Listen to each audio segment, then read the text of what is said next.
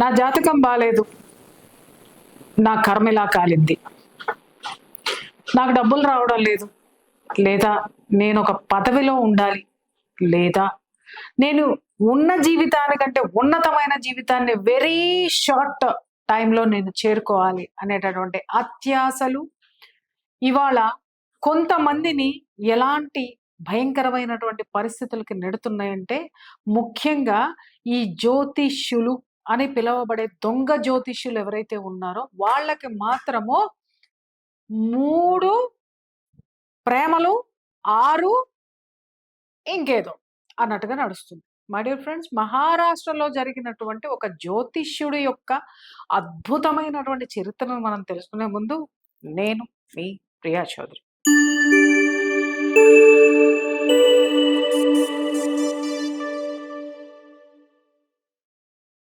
మీకు ఎవరికైనా ఇంట్లో జాతకం బాగోకపోతేనో, లేకపోతే భార్యాభర్తలు గొడవ పడుతుంటేనో, లేకపోతే పరీక్ష ఫెయిల్ అయితేనో, మొగుడు కొడుతున్నాడనో, అత్త తిడుతుందనో, డబ్బులు రావడం లేదనో, వ్యాపారంలో నష్టం వస్తుందనో, కాలం కలిసి రావటం లేదు అనేటటువంటి ఒక కర్మ సిద్ధాంతంలోకి మనం వెళ్ళిపోతాం. ఆ కాలం కలిసి రావడం లేదు అనంటే ఎందుకు కలిసి రావడం లేదో చెప్పేటటువంటి ఏకైక జీవి ఈ భూమి మీద ఎవడైనా ఉన్నాడంటే ఆస్ట్రాలజిస్ట్, అంటే జ్యోతిష్యుడు అని అర్థం అనమాట.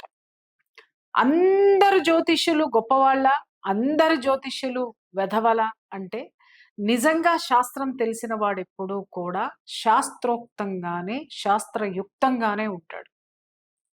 అతని బౌండరీస్ ఏంటి, అతని లిమిట్స్ ఏంటి అతనికి తెలుసు. తరువాత ఎవరైతే జ్యోతిష్యం పేరు చెప్పి యజ్ఞాలు, యాగాలు, పూజలు చేపిస్తారో, చేపించేటటువంటి వాడు కూడా ఆ యాగాలు, యజ్ఞాలు చేసేటటువంటి నియమ నిష్టలు ఏవైతే ఉంటాయో జీవితాంతం ప్రతి సెకండ్ అతను ఆ నియమ నిష్టల్ని పాటిస్తూ చాలా ఉన్నతమైన జీవితాన్ని గడుపుతాడు. ఈ మధ్య కాలంలో కాదు, ఎన్నో సార్లు నేను పుట్టినప్పటి నుంచి ఇప్పటి వరకు వింటూనే ఉన్నాను. దొంగ బాబాల సంగతి, దొంగ జ్యోతిష్యుల సంగతి, వీళ్ళు సంపాదించినటువంటి కోట్ల రూపాయల సంగతి. ఖచ్చితంగా నేను ఒక విషయం నేను చెప్తున్నాను, నాకు కూడా చాలా మంది జ్యోతిష్యులు నాకు తెలుసు. ఎలా అంటే నేను కొంతమందిని చాలా అభిమానిస్తాను. ఎలా అంటే నేను ఏదైనా కష్టంలో ఉన్నప్పుడు వాళ్ళకి ఏదైనా నేను చెప్పి నాకు ఈ కష్టం వచ్చింది అని చెప్పగానే వాళ్ళ కష్టాన్ని అర్థం చేసుకుని వాళ్ళు ఎంచక్కా నాకు ఏదైనా ఒక సొల్యూషన్ ఇస్తారు. ఎలా సొల్యూషన్ ఇస్తారు? అమ్మా పలానా గుడికి వెళ్ళు, చక్కగా అక్కడ కూర్చొని మెడిటేషన్ చేసుకో. అమ్మా పలానా గుడికి వెళ్ళు, ఇన్ని ప్రదక్షిణలు చేసుకో. అమ్మా పలానా రోజున ఒక 10 మందికి అన్నదానం చేయి. అలాగే అమ్మ నువ్వు నీ స్థితి బాగుపడిన తరువాత పలానా పూజ చేయి. స్థితి బాగుపడిన తరువాత, అండర్లైన్ దిస్ పాయింట్, తర్వాత నువ్వు గొప్పగా అయిన తరువాత, ఇప్పుడున్నటువంటి స్థితి చక్కబడిన తరువాత దేవుడికి ఏదైనా కొంచెం ఉన్నతంగా చేయి, లేదా జనాలకి ఏమన్నా పలానాది చేయి అని మాత్రమే చెబుతారు తప్ప, నీ పరిస్థితి బాగలేదు కాబట్టి ఇన్ని లక్షలు ఖర్చు అవుతాయి, ఎందుకంటే ప్రియా చౌదరి కదా, మరి ఆ రేంజ్ లోనే నువ్వు పూజలు చేయాలి, అన్నే లక్షలు పెట్టి ఘనంగా చెయ్యి, నువ్వు చావు ఏమన్నా చావు, నువ్వు అప్పులు తీసుకురా, నువ్వు తప్పులు చెయ్యి అని ఎవ్వడు నన్ను అడగల. అడిగితే అక్కడే చెప్పు తెగేది. ఓకే, కనీసం మనలో ఒక ఆలోచన ఎందుకు ఉండదండి? నిజమే వ్యాపారంలో నష్టాలు వస్తాయి, నిజమే సంసారంలో గొడవలు వస్తాయి, నిజమే మన పరిస్థితి బాగుండదు, నిజమే మన ఆరోగ్యం బాగుండదు. దానికి సంబంధించి 5 వ్యవహారాలు ఉంటాయి, మీకు తెలుసా? మన శరీరం అనారోగ్యమైనప్పుడు కేవలం అనారోగ్యము ఒక దేవాలయానికి వెళ్తేనో, లేకపోతే ఇంకేదైనా సరే చోటికి పవిత్రమైనటువంటి స్థలాలకు వెళ్తేనో మాత్రమే సెట్ అవ్వడం అనేటటువంటిది చాలా చాలా కోటికి 1 కేసో 2 కేసులో జరుగుతాయి. దేవాలయాలకు వెళ్ళాలి, దానికి తోడు నీకు వచ్చినటువంటి అనారోగ్యానికి సంబంధించిన మెడిసిన్ కూడా తీసుకుంటూ ఉండాలి. మెడిసిన్ ఎందుకు అంత ఇదిగా పని చేయదు అనంటే కర్మ సిద్ధాంతంలోకి వెళ్తాం మనం. ఆ కర్మ ప్రక్షాళన ఏంటి చెయ్యాలి అనంటే దానికి సంబంధించినటువంటి ధ్యానం చేయాలి, జపం చేయాలి. ఎందుకంటే అనారోగ్యంలో ఉన్నప్పుడు మనం ఎలాంటివి చెయ్యలేము. ధ్యానము, జపము కళ్ళు మూసుకొని ఏదైనా ఒక ఓంకారమో, ఒక మంత్రమో ఏదో ఒకటి చాంట్ చేసుకుంటూ ఉంటాం. అర్థమైందా? అలాగే దాని తరువాత చుట్టూ ఉన్నటువంటి పరిస్థితులు, మనం ఎలాంటి పరిస్థితుల్లో ఉన్నాం, ఏ ఆహారం తింటున్నాం, ఆ ఆహార నియమాలు ఎలా పాటిస్తున్నాం, వాటిని సరైన టైంకి మనం ఫుడ్ తింటున్నామా లేదా, సరైనటువంటి ఫుడ్ తింటున్నామా, ఆహారం మీద కూడా దృష్టి పెట్టాల్సినటువంటి అవసరం ఉంది. కర్మ సిద్ధాంతం ఉంది, మెడిటేషన్ ఉంది, మెడికేషన్ ఉంది, అలాగే ఫుడ్ ఆహార నియమాలు, అలాగే పరిశుభ్రమైన ఆరోగ్యకరమైన ఫుడ్ తినాల్సినటువంటి అవసరం కూడా అక్కడ ఉంది. తరువాతది మన జీవన విధానం, మనం ఎలా ఉన్నాము అనేటటువంటి దాని మీద అప్పుడు శాంతులు క్రతువులు అనేటటువంటివి చివరి భాగం. అది ఈ 5 కలిస్తేనే ఆరోగ్యం బాగుపడుతుంది. చాలా మంది మందులు వాడేసి మెడిటేషన్ చేస్తూ కూర్చుంటే రోగాలు తగ్గుతాయి. ఎంతమందికి తగ్గినాయో నాకు చెప్పండి. నేను చెప్తా తిరిగి వాళ్ళకి ఎలా తగ్గినాయో. మెడికేషన్ తీసుకోవాలి. అప్పుడే ఆ మెడికేషన్‌కి ప్లస్ అవుతుంది.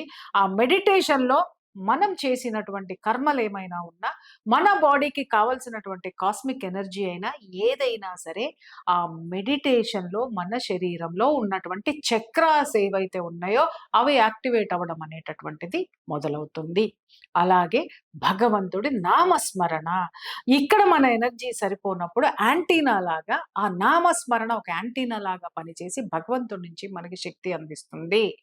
తరువాత ఆహారము, మనం తీసుకునేటటువంటి ఆహారం ఎలాంటి ఆహారం తీసుకుంటున్నామో, స్విగ్గీ జొమాటో ఉన్నటువంటి ఆర్డర్లు పెట్టి మరి నిత్యం ఏ విధమైనటువంటి ఆహారం తీసుకుంటున్నాం, లేదా 10 రూపాయలకో 20 రూపాయలకో లేకపోతే 100 రూపాయలకో వస్తుందని నాసి రకమైనటువంటి ఆహారం చౌకగా వస్తుందని చెప్పి ఆ నూనెలు 10 సార్లు వాడినటువంటి నూనెలతోటి వండేటటువంటి కొంటున్నామా, ఎలాంటి కల్తీ ఫుడ్ తింటున్నామో అనేది కూడా మనం చెక్ చేసుకోవాల్సినటువంటి అవసరం ఉంటుంది. అంతేగాని ఏదైనా అలాగే వ్యాపారంలో నష్టపోయామనంటే ఫస్ట్ మనం ఆలోచించాల్సింది ఏంటంటే ఎక్కడ మనం తప్పు చేశాం. వాస్తవం చెప్తున్నా, నేను కూడా చాలా నష్టాలు నాకు వచ్చినాయి. నేను చూశాను కాబట్టి మొదట్లో కూడా నేను ఇలాగే కర్మ అనుకోని అన్నా. కానీ కర్మ ఒక్కటే దీనికి పరిష్కారం, అలాగే కర్మ ఒక్కటే దీనికి కారణం కాదండి. తిరిగి చూసుకుంటే మనం ఎవరిని నమ్మకూడదో వాళ్ళని నమ్మాం. వాళ్ళు మన ముందుకొచ్చి చేసినటువంటి నటనను చూసి నమ్మి మన బాధ్యతలు వాళ్ళ మీద గుడ్డిగా పెట్టాము. వాళ్ళు మనల్ని మోసం చేశారు.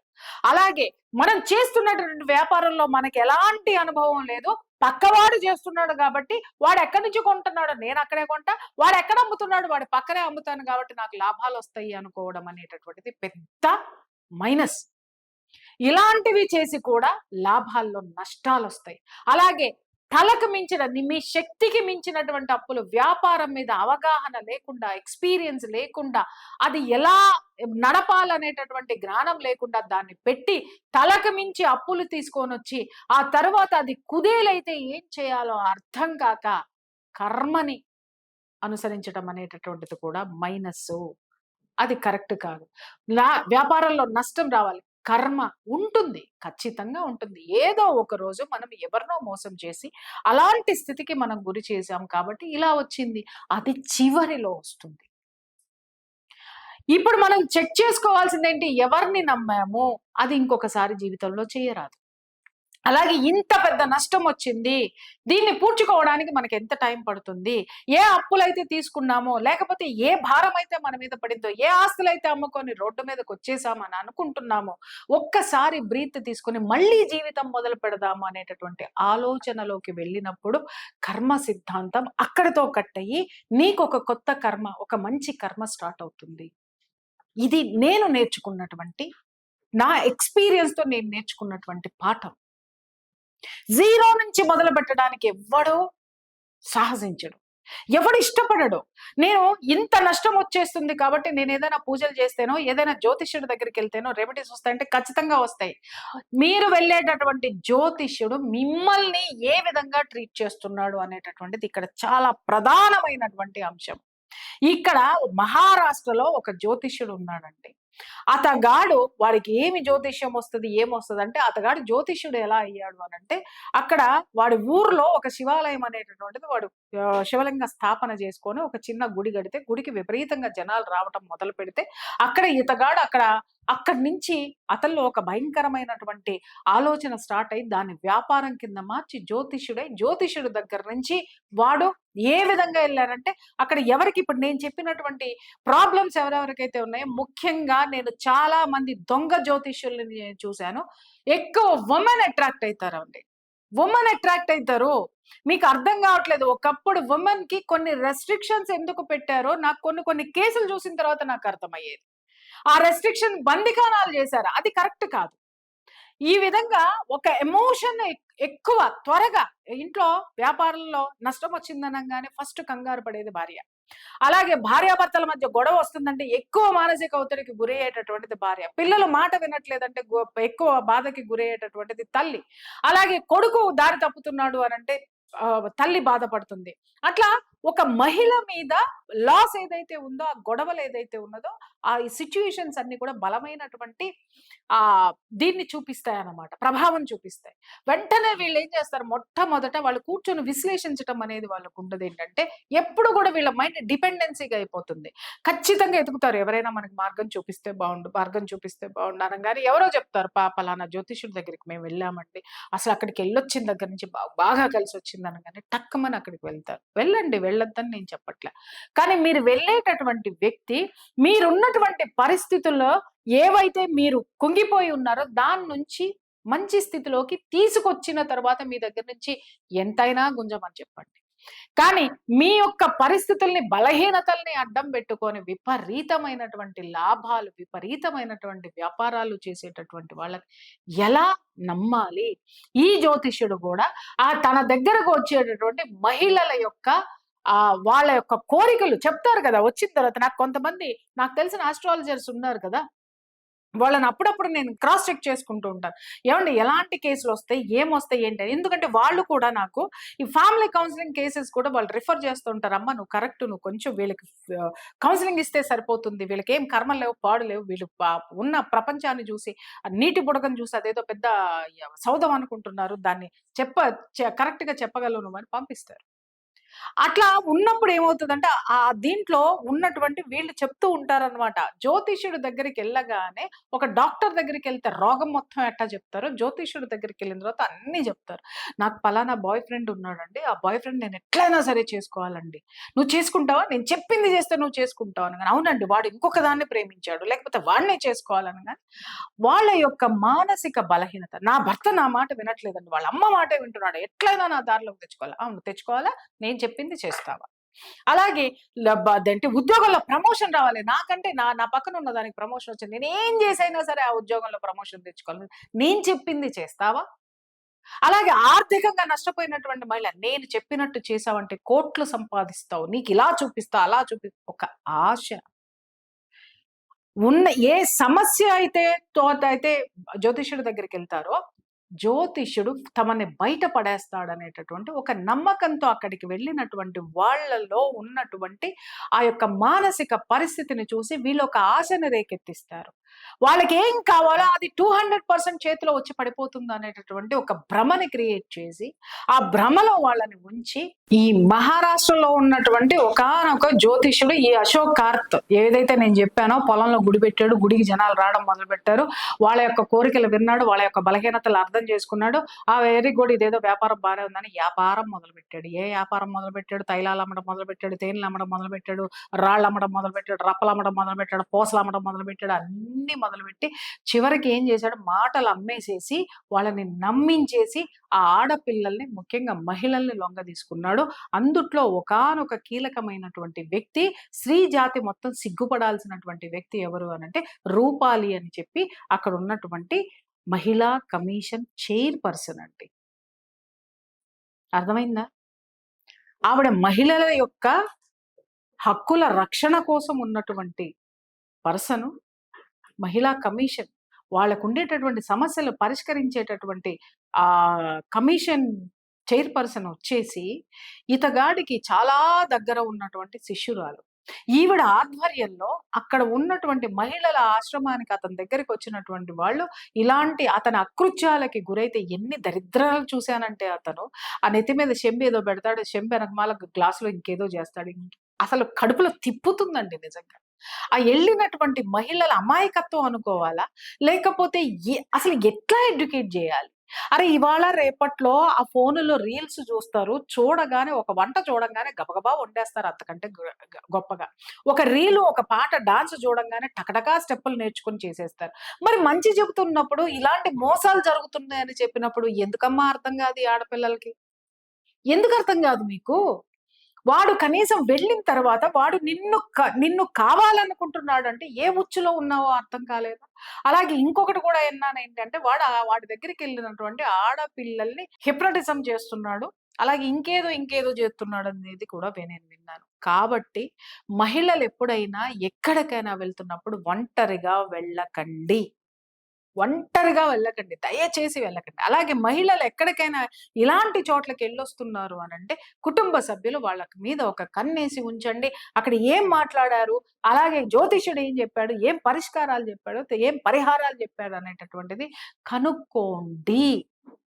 ఆ విధంగా ఒక ఆడదాన్ని లొంగదీసుకొని దాన్ని బ్లాక్‌మెయిల్ జేసి, ఇంకొక ఆడదాన్ని రప్పించి, ఈ విధంగా 58 మంది ఆడపిల్లల యొక్క వాళ్ళతో ఉన్నటువంటి వీడియోస్ అన్నీ వాడి దగ్గర దొరికినియి అనంటే, వాడు ఎంత పైశాచికమైనటువంటి శాడిస్ట్ అనేది అర్థమైతుందా? శాడిస్ట్ అంటేనే పైశాచికత్వంతో కూడుకున్నటువంటి వెధవనుకోండి. ఎట్లా అండి?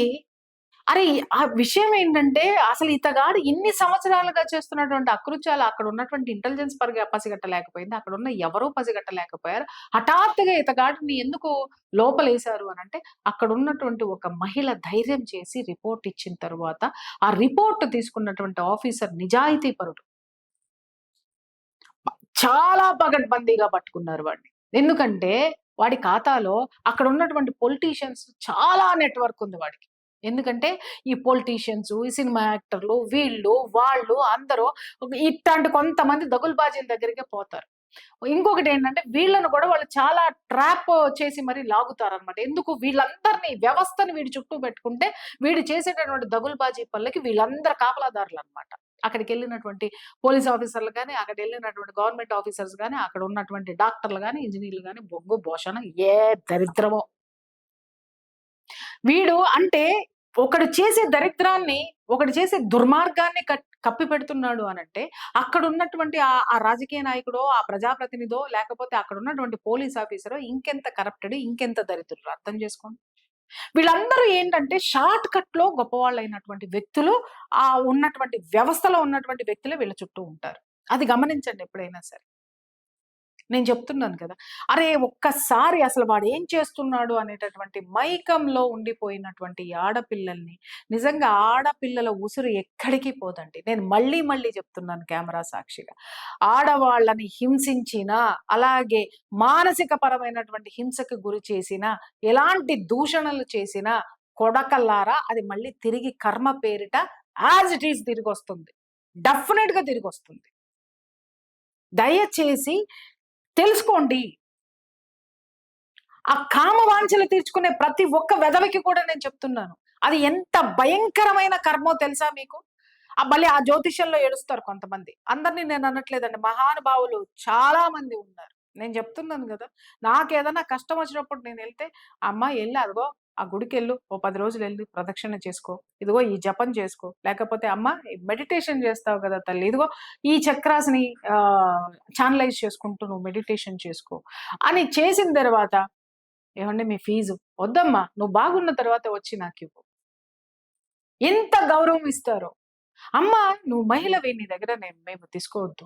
అమ్మ నువ్వు 10 మందికి మంచి చేస్తున్నావు. ఆ మంచి ఇంకా కొంచెం చెయ్యి. మేము దీని ద్వారా మేము కూడా సేవ చేసినట్టే" అని మాట్లాడేటటువంటి గొప్ప జ్యోతిష్యులు నా దగ్గరున్నారు. ఇలా కష్టాల్లో వచ్చినటువంటి వాళ్ళ దగ్గర నుంచి రూపాయి కూడా ఆశించకుండా బయటికి పంపించేటటువంటి వాళ్ళు చాలా మంది గూడా సమాజంలో ఉన్నారండి. వాళ్ళని ఎదుకోండి. ఎవరైనా ఊరికనే చెబితే ఎవడికి రుచించదండి. 10,000 వాడు తీసుకుంటాడంటే పరిగెడతాం మనం. వెళ్ళండి. అలా తీసుకునేటటువంటి వాళ్ళు కూడా ఉన్నారు. కానీ వాళ్ళు చెప్పేది నిజమా? కాదా? అది కూడా ఆలోచించాలి కదా, అది కూడా ఉండాలి కదా. మీరు కష్టంలో ఉన్నప్పుడు మీరు ఎంత పెట్టుకోగలరో, ఎంత చెయ్యగలరో అంతవరకు చేసుకోండి. దానికి మించి కూడా కొంతమందెళ్తారు. దానికి కూడా నేనేమనను. ఎందుకనంటే కొంచెం కష్టపడితే మేము గట్టెక్కుతాం గదా అని జెప్పేసని అనుకుంటారు. కానీ ఆ వ్యవహారం సజావుగా జరిగితే పర్వాలేదు. కానీ మోసంతో కూడుకున్నదైతే మాత్రము ఇదిగో వీడిలాగానే, ఈ అశోక్ లాగానే మొత్తం సోకులన్నిటిని కూడా మడిచి తీసుకెళ్ళి సెల్‌లో పడేస్తారు. కటకటాలు లెక్క పెడుతున్నాడు అయ్య. సో, ఈ వేదికగా నేను చెప్పదలుచుకున్నది ఏంటంటే, ఈ దొంగ జ్యోతిష్యులు ఎవరైతే ఉన్నారో, జ్యోతిష్యం తెలీదు, జ్యోతిష్యం రాదు.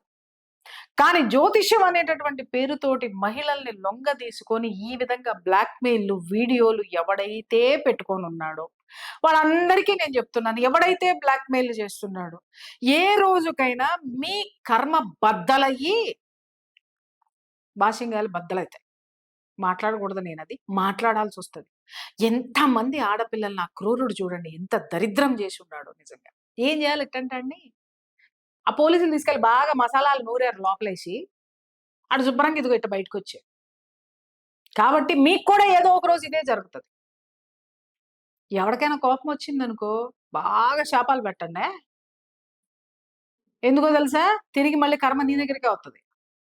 ఏం పీకలేరు వెంట్రుక కూడా. గుర్తుపెట్టుకోండి.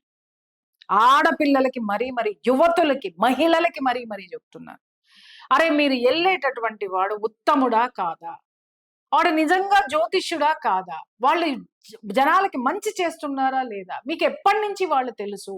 తెలుసుకొని, తెలిసిన వాళ్ళ ద్వారా జాగ్రత్తగా ఉండేటటువంటి ప్లేసుల్లోకి, మహిళల్ని గౌరవించేటటువంటి ప్లేసుల్లోకి, అలాగే దేవుణ్ణి గౌరవించేటటువంటి ప్లేసుల్లోకి నియమ నిష్టలతో, క్రమశిక్షణతో ఉన్న జ్యోతిష్యుల దగ్గరికి వెళ్ళమని సవినయంగా మనవి జేసుకుంటూ భారత్ మాతాకి జై.